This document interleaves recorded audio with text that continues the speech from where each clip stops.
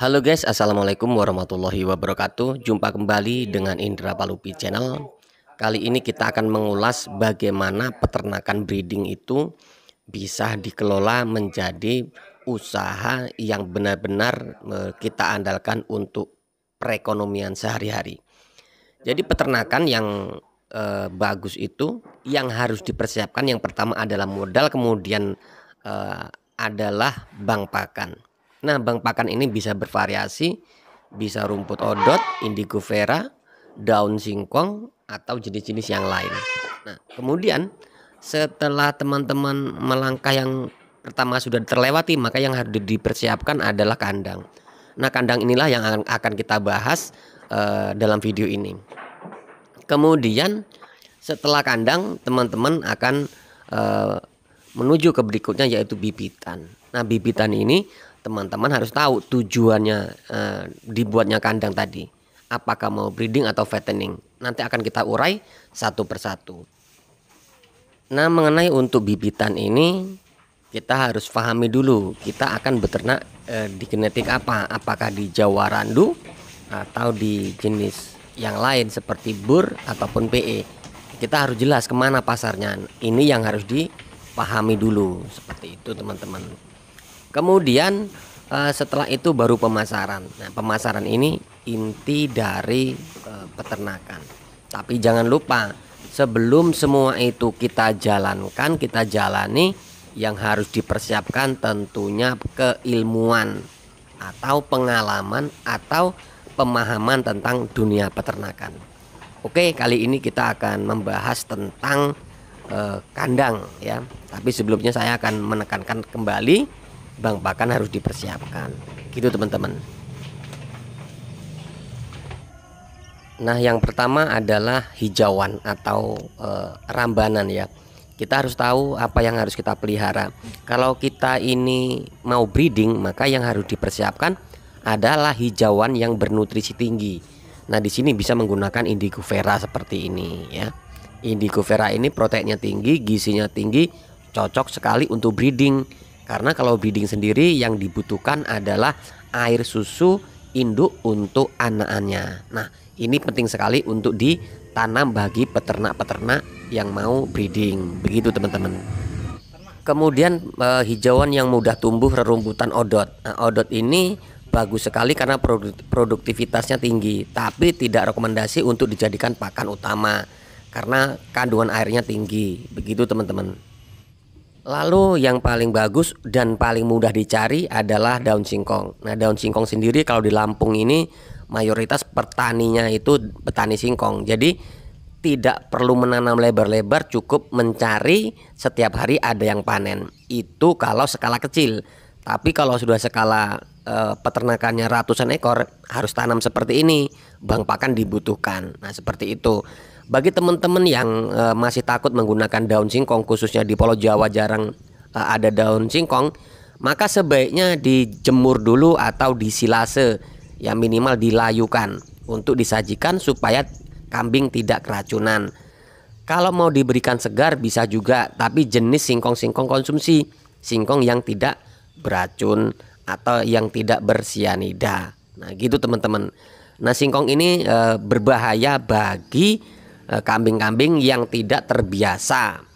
Biasanya itu perutnya kosong atau kelaparan, sangat kelaparan, lalu diberikan daun singkong. Nah, itu biasanya terkena racun. Tapi itu akan aman apabila disilase atau dijemur atau dilayukan. Begitu teman-teman. Nah, pakan berikutnya adalah yang paling mudah adalah onggo ya. Onggo ini sebagai pakan penambah saja ya. Hanya sebagai pengenyang saja. Nah, onggo ini kalau di Lampung seharga Rp300 per kilo ya. Itu banyak di pabrik-pabrik menjualnya ya. Kemudian dicampur dengan pakan-pakan jenis lain, nutrisi yang lain seperti konsentrat dan lain-lain. Itu sudah ada di video kita. Nah, ini untuk teman-teman yang memiliki peternakan besar, populasi ratusan ekor, cocok sekali. ABK bisa menangani sampai 300 ekor indukan atau 300 ekor kambing gitu ya.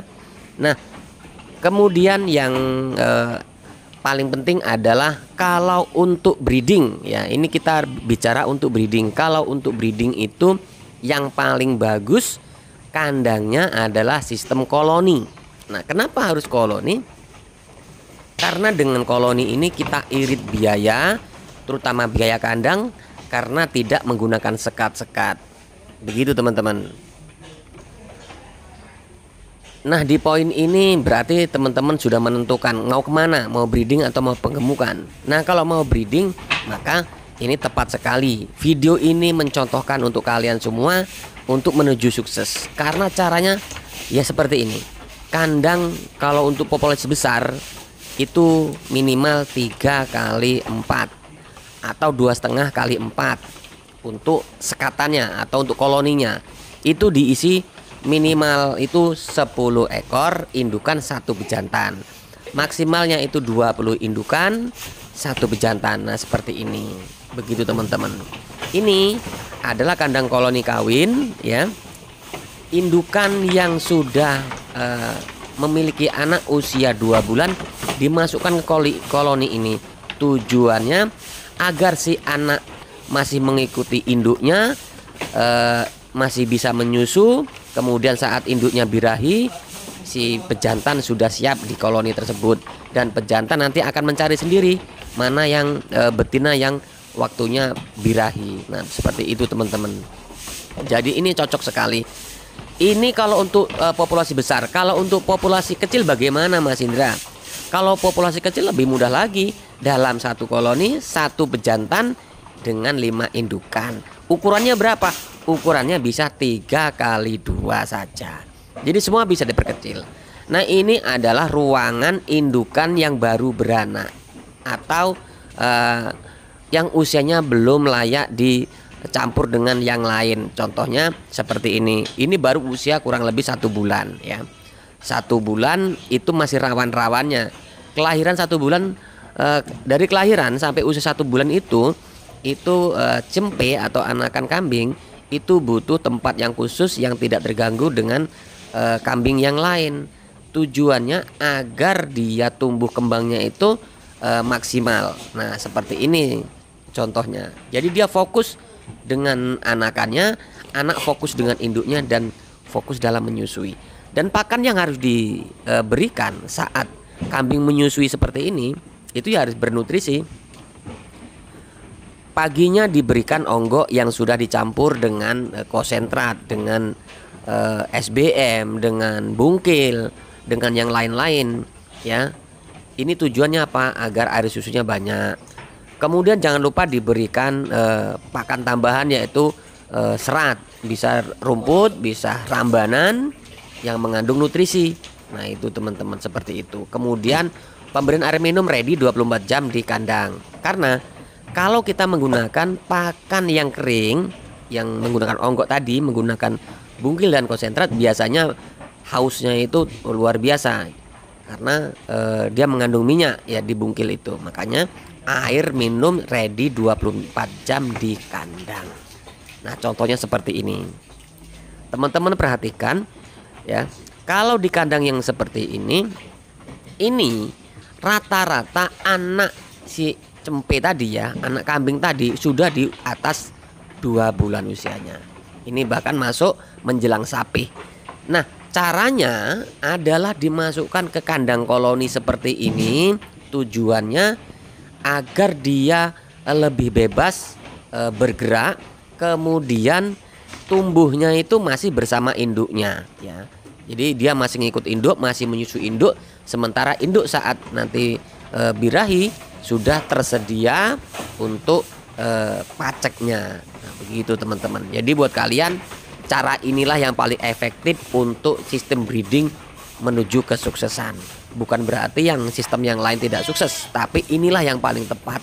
Tapi membutuhkan modal yang banyak. Nah, itu teman-teman. Kemudian jangan lupa sanitasi atau kebersihan ini adalah kunci dari peternakan itu akan menjadi sehat. Saat induk atau betina bunting, pakan tercukupi, kalsium harus dicukupi, mineral harus dicukupi. Tujuannya saat nanti si betina tersebut beranak atau melahirkan, dia akan melahirkan anak yang sehat. Kemudian saat melahirkan jangan lupa si induk berikan pakan hijauan yang cukup. Kemudian air susunya itu supaya tercukupi dan produktivitasnya tinggi agar kebutuhan susunya si cempe tercukupi. Kemudian saat melahirkan itu tali pusat harus diberikan alkohol atau jenis betadin ya. Intinya untuk menghindari tetanus. Jadi seperti itu. Tujuan dari semua itu agar kambing yang beranak tersebut sehat dan yang cempenya anaknya tadi itu menjadi sehat juga. Nah, biasanya di tahap-tahap inilah kambing itu akan mengalami kendala. Biasanya di usia 0 usia sampai di usia 1 bulan itu terjadi tetanus untuk anakannya dan biasanya lumpuh atau kejang. Nah, seperti itu. Dan sanitasi itu dibutuhkan banget ya di sekitar kandang breedingan, terutama yang baru beranak cempe seperti ini. Ini karena saat tumbuh kembang itu dibutuhkan kebersihan yang tinggi, terutama amonia jangan sampai naik ke atas kambingnya ya, atau di atas tempat kambing tersebut tinggal. Nah, begitu teman-teman. Jadi cara-cara ini harus dipersiapkan. Kemudian setelah cempe-cempe ini besar, maka indukan harus dipindahkan ke kandang koloni. Dan di kandang koloni ini cempe-cempe nanti mungkin selama 2 bulan ya. Karena kalau sudah 2 bulan berarti cempe sudah usianya 4-5 bulan. Nah, supaya induknya ini kawin kemudian bunting normal, si anak cempe-cempe yang waktunya sapi ini nanti kita pindahkan. Nah, gitu. Di saat cempenya sudah besar, induknya sudah dikoloni dengan pejantan dan kawin, si cempe-cempe ini atau anakan yang dilahirkan kemudian dipindahkan ke kandang khusus penggemukan. Nah, di kandang penggemukan inilah penentunya nanti kita akan mencetak kambing-kambing yang akan dipersiapkan untuk kurbanan. Nah, setelah cempe-cempe tadi di usia 5 bulan up, bisa 5 bulan atau 6 bulan, 7 bulan bisa kita pindahkan ke kandang penggemukan. Di kandang penggemukan ini beda lagi sekatannya. Di sini menggunakan sekatan 50 kali 140 cm. Nah, di sini fokus di penggemukan.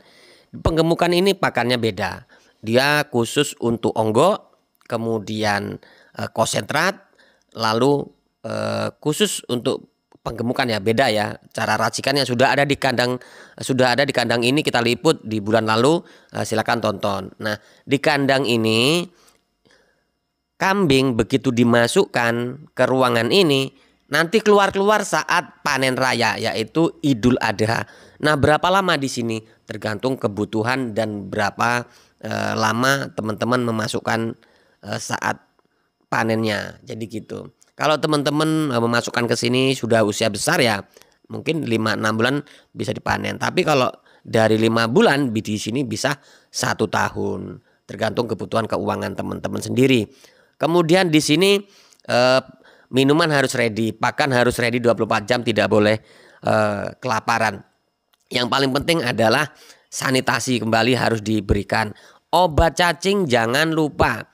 Saat dia mulai lahir diberikan pada induknya, kemudian setelah usia 2 bulan bisa diberikan langsung kepada kambingnya sampai di penggemukan seperti ini. 2 bulan sekali minimal diberikan obat cacing. Karena obat cacing ini yang remeh, yang sepele tapi menentukan kualitas kambing yang teman-teman miliki. Sebagus apapun pakan kambing yang jenengan semua, yang teman-teman semua miliki, kalau kambing tersebut cacingan maka tidak akan bisa gemuk, tidak akan bisa halus. Maka penentunya adalah obat cacing, jangan pernah lupa. Kemudian yang berikutnya adalah pemasaran. Nah, pemasaran ini teman-teman harus menguasai juga ilmu pemasaran, terutama untuk di pasar ya. Ini harus dicek setiap harinya pasaran harga, update terus harga. Nah, kalau tidak bisa panggil belante atau bakul atau pedagang lokal. Nah, nanti suruh ngambil. Yang paling penting lagi, Atau teman-teman bisa nego di setiap pondok pesantren ya. Biasanya pesantren itu memiliki santri yang banyak, ratusan siswa. Kemudian dinego karena kebutuhan pesantren itu biasanya kalau setiap tahunnya itu mengadakan kurban bersama, baik santri dan wali santrinya, seperti itu. Nah, kalau kita bisa nego di setiap pesantren ini, bisa kita pegang kebutuhan kurban, maka kita tidak pusing lagi memikirkan pasarannya. Nah, begitu. Atau bisa teman-teman lari ke sekolah-sekolah atau ke pengajian-pengajian atau ke komunitas tertentu. Nah, ini bisa ditawarkan untuk tentang pemasaran. Jadi pemasaran tidak harus di Belantik, di Bakul ataupun di pasar. Tidak selalu begitu. Bisa dicoba cara ini. Jadi peternakan dengan cara breeding dengan menggunakan kandang koloni ini bisa menghemat biaya, mempermudah cara kerja, memudahkan pertumbuhan berat badan atau daging. Jadi semuanya dipermudah. Hanya kalau dengan beternak 10 atau 15 ekor tidak perlu seperti ini. Karena ini biasanya digunakan di peternakan besar yang populasinya lebih dari 100 ekor. Karena kalau sudah dijadikan usaha utama itu manajemen kandang pun harus diperhitungkan ya. Jadi usaha-usaha seperti ini rentan sekali dengan yang namanya cacing. Jangan lupa diberikan obat cacing ya. Kembali lagi, obat cacing itu bisa diberikan sejak cempe dilahirkan ya. Pemberiannya kalau cempe yang baru dilahirkan itu biasanya diberikan pada si induk. Nah, setelah usia 1 bulan, umur 1 bulan baru bisa langsung diberikan pada cempenya. Oke, semoga informasi ini bermanfaat buat teman-teman semua. Jangan lupa bantu subscribe, like, comment, and share, tekan tombol loncengnya agar teman-teman bisa dapat notifikasi setiap kami upload video. Saya akhiri, wassalamualaikum warahmatullahi wabarakatuh.